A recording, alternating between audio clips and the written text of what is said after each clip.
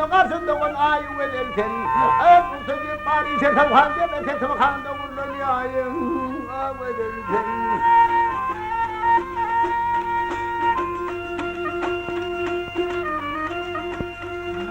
Saçağın umudu filmdir içmesi tümden gördürse buyundan asması Ardın ağabey hayatımdan çeşmesi aynen vakıtının layım verirken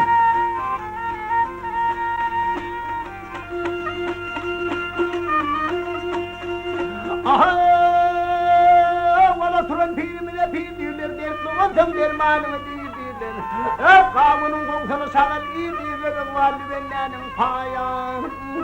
verirsen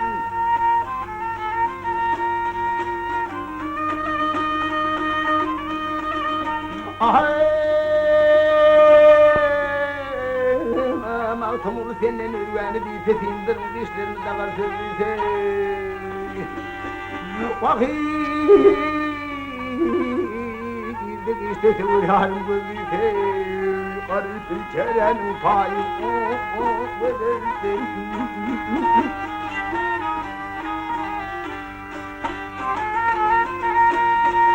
Garip bir çerenin payı Ben de Ay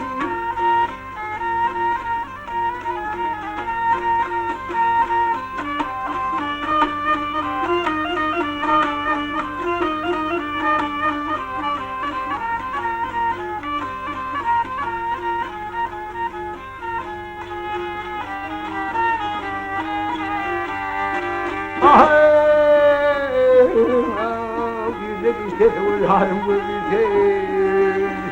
Garip bir çerenin payı verirsin